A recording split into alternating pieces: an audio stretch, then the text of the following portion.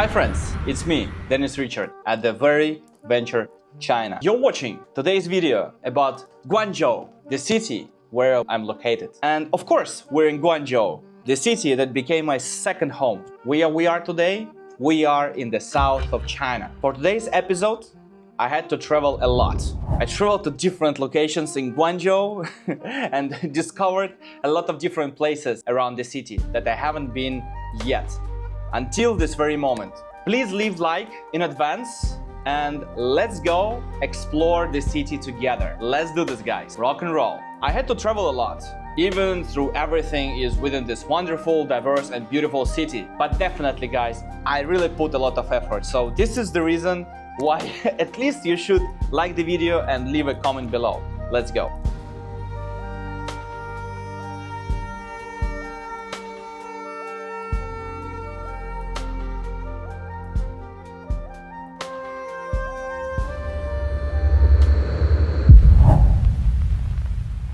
Guangzhou is one of the most historical cities and extremely old cities in the world. Guangzhou is one of the 24 historical cities in China, with a history of over 2,000 years. Can you just imagine that? Until the time that we're speaking right now. According to a somewhat unreliable legend, the city was founded in 862 before Christ. And in Europe, the city was previously known as Canton. You're asking me why? You know what, guys? I'm gonna explain this in shorts version and stories on my Instagram and on YouTube channel. Be sure to subscribe and you will know definitely more information about that. You will become smarter. Let's go.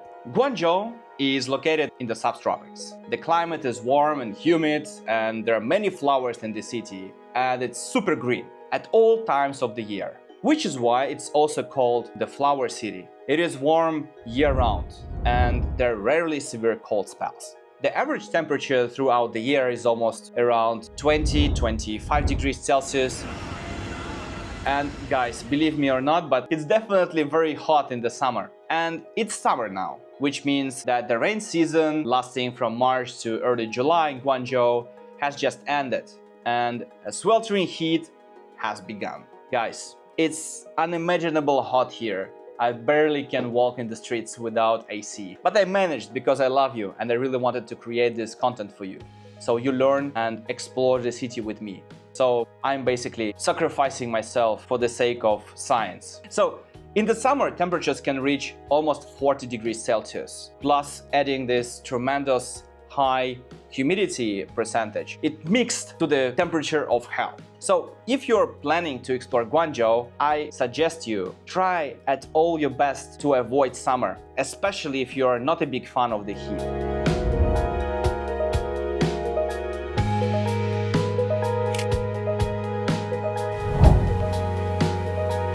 Guangzhou has a very dynamic and diverse economy. And as one of the largest cities in China, it serves as a major trade and manufacturing hub. The city is known for its very strong electronics, automotive and petrochemical industries in focus on it. And Guangzhou's economy is further bolstered by its role as a logistics center, benefiting from its geographic location near the Pearl River Delta. One of the things here is very important, guys, to remember. This is the main reason why actually the Silk Road, that many of us already know from history, this is the reason why actually it started over here. And taking into account all the old history of Guangzhou, guys, it's definitely we should reward the city and respect the city for keeping such status for a very long time, across the centuries, right? So it's one of the greatest cities we know at the moment, one of the oldest cities we know at the moment, that functions almost in the same way, it functions and takes the leading positions in the world. The city also has growing services sector, including finance, tourism, technology, as we already visited several startup hubs. And in the next episodes, we're gonna talk in more detail about what startups, what support government is providing to those young entrepreneurs and innovators who are revolutionizing the different industries. We already scratched the surface, right, about annual trade fairs such as Canton Fair, right? So we've been there before. We wanted to see it with our own eyes without any pink glasses, right? With the pink lenses. So those fairs actually, they attract tremendous amount international business entrepreneurs, enhancing Guangzhou's position, right? Strengthen this position as a key player in the global commerce. So Chinese government and Chinese entrepreneurs, Chinese factories are trying their best to make the maximum, to provide the maximum to its clients in the outside world, outside of China. As I already mentioned, the local government, of course, makes a lot of impact and continues to promote innovation and entrepreneurship. So they offer various incentives for startups and foreign investment, right? So areas such as technology, e-commerce, environment sustainability, green energy, right? They're witnessing significant growth in this particular region, and networking opportunities abounded. So Guangzhou is definitely poised to further grow and develop in the coming years. Guangzhou is divided into 11 districts. We will discuss several of them today. Not all, but several. Believe me, still, it's a lot of information to proceed. In the next episode, we will discover other as well. So stay tuned, make sure you subscribe. And we will start in the city center, guys, because city center runs the city. Tianhe is the new, prestigious, luxurious business center of Guangzhou, home to finest hotels, luxury hotels, shopping and residential centers, urban parks, cultural facilities, and the central part is designed as the garden with the river surrounded by flowers, plants, shrubs, and trees. Guys, it's unimaginable. You are in the city center surrounded by banks, by shopping malls, luxurious hotels, business centers, those skyscrapers. And imagine you're walking in the city, you can lose yourself into the jungle. It's crazy. It's crazy how designers thought about every detail in the city to make it so green and efficient. On both sides stand skyscrapers that differ from each other. One taller than the other hotels, business centers, and financial institutions. And closer to the river are the main interesting buildings in a futuristic style. You can see a library, an opera house, a museum, and the children's palace. On the opposite bank of the Pearl River, a park and a TV tower, right? So they complete entire architectural ensemble. And guys, here is Zhejiang New Town. Looking for futurism and avant-gardism? I hope you're looking for this again. Let's explore it together. So you will find them right here. If Tianhe is the heart of the Guangzhou, then Zhejiang New Town is the heart of Tianhe. Stop by to check out the upscale hotels and fine dining restaurants. There are plenty of them here.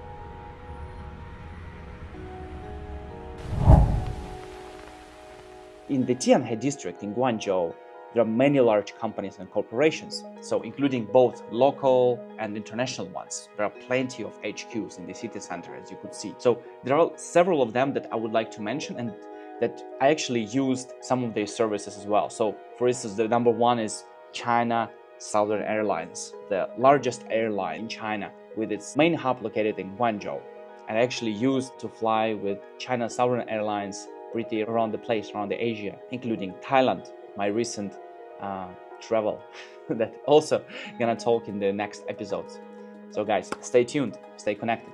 So second company I would like to mention is the Guangzhou Automotive Group, one of the largest automobile manufacturers in China. Evergrande Group, a major developer and construction company. Number 4, China Mobile, one of the largest mobile network operators in the world. Tencent, although Tencent's headquarters is in Shenzhen, company has offices in various cities, including Guangzhou, and they're doing some development in the city as well. We headed a little west of Tianhe. Since the earliest stages of China's history, the organs of power for all administrative units governing the lands of modern Guangdong have been located here. And this is the Yuexiu district. Yuexiu is the most historical and touristic district of Guangzhou, as well as the city's financial, political, and cultural center. Zhangjiang Liang Avenue covers almost the entire area of Yuexiu district. Of course, except for the area developed since 2005. Since the city founding time, basically year 214 before Christ, this area has been its center. Several metro lines of Guangzhou are located here. The main attractions include Yuexiu Park, the Guangzhou Museum located in Zhenghai Tower, the Orchid Garden, the Mausoleum of Nanyu King, the Guangzhou Temple, the Temple of the Six Banyan Trees, the Huaishan Mosque, Beijing Street, the Sun Yat-sen Memorial Hall, the Temple of the Five Immortals, and the Shishi Church. In many of these locations we have been already, guys. So especially look back into the episodes about religion, and definitely you can find the Six Banyan Trees Temple and others. This area contains almost all of the city's most popular markets: Jiangxilu, White Horse, and the Hikshon Fabric Market. Yuexiu district of Guangzhou hosts some of the major companies and organizations. So among those organizations, guys, I would like to tell you about several of them. Just mention Guangzhou Metro Corporation, right? So the company is responsible, of course, for the operation and management of the subway system in Guangzhou, which is huge. Guys, you cannot explore it even in 1 month or 2 months.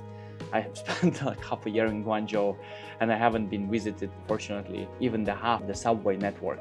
So there are plenty of room, plenty of space to explore for me in the future. So also, guys, another great company that I am acquainted with is the Guangzhou Pharmaceutical Holding Limited company. So it's actually a pharmaceutical company involved in the production and distribution of healthcare products here in Guangzhou. And of course, the media corporation, so Guangzhou Daily Media Group. So it's one of the major media organizations involved in publishing and broadcasting in the region. Haizhu. The Haizhu is the former industrial area south of the Pearl River. It has now been transformed into a business district, part of which is taken up by the residential area. It houses the Canton Tower and the southern campus of Sun Yat-sen University, which was built in the 1920s. This area is also known for the Pazhou Exhibition Center, where the Canton Fair is held annually. We've also been at Canton Fair, guys. So look at the episodes we published before. And once more, we're gonna publish some special information and special insights about Canton Fairs in the shorts. So make sure you subscribe to the channel. So here is the badge of Canton Fair Festival, where you can make business with China fluently. Just come to Canton Fair once, and that's how your business with China starts.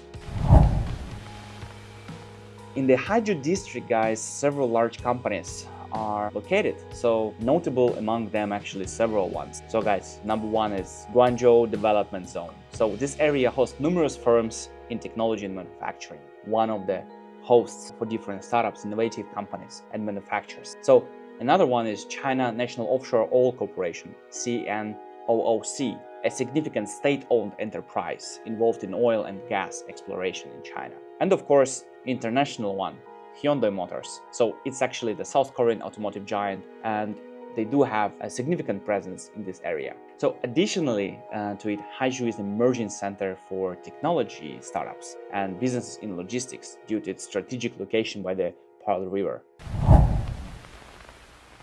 To the north of Pearl River lies the so-called Old City, Old Town, where the classic Cantonese dialect, also known as the Ji accent, which translates actually to accent of the Western Gates, was originated. Here you can find attractions such as Shamian Island, old houses in the Sioux style, Shangxiao Pedestrian Street, the Chenklan Academy, and Liwan Park by the lake. The famous Liwan Plaza is also a large, modern commercial and residential complex with numerous jewelry and accessory shops.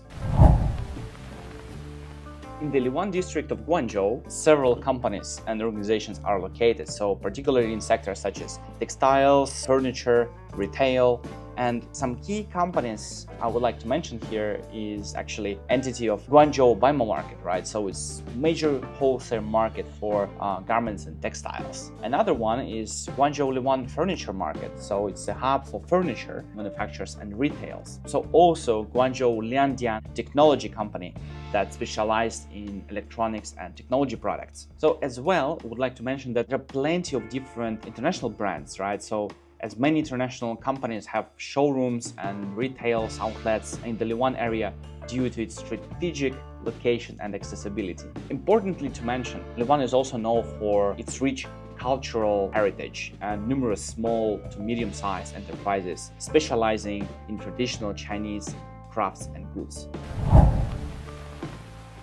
This area is rapidly gaining popularity among tourists. It is home to the Lotus Mountains, where actually more than 100,000 lotus flowers bloom every year. The mountain is also notable for the enormous statue of the Bodhisattva Guangyun. In the PanYu district, there is the Chimlong Entertainment Complex, which includes an amusement park, water park, and safari. And of course, circus, guys. Crazy, right? All this combination, all at one place. And this complex attracts thousands and thousands of tourists. And there are also many traditional settlements that allow visitors to get closer to the southern Chinese culture. This district is considered industrial, as it houses most of the factories. It is also home to the airport and the northern train station. The main attraction is the BaiYun mountain. Okay guys, so to conclude what we have been talking about Guangzhou, I mean regarding the district, regarding the where to live or where to stay while you're studying, or where to stay in the hotel, or where to establish your company and your office, right? So when it comes to this question, which district I would recommend for living, it's not so straightforward, guys. It's definitely not the easy question to answer while I don't know all the details. It's not so straightforward. It's not that direct. Guangzhou, as the rest of the China, it's very diverse. It's more than 10 million people population of the city, right? It's impossible to count actually. And believe me, this place, this city can offer you location and a lifestyle to suit even a nasty taste. Whatever taste you have, definitely Guangzhou will fulfill it 100%.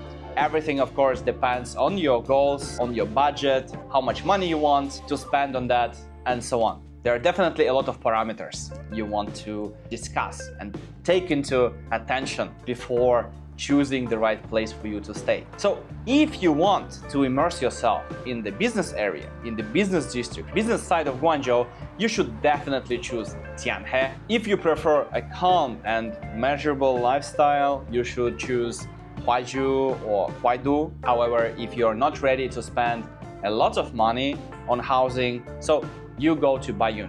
There you will definitely find more affordable, more calm place, and there you will find you can choose from plenty of variety of accommodations, right? So to experience historical China, you guys are gonna settle in Yuexiu district. So it's up to you guys, it's up to you to decide. This is just the short version.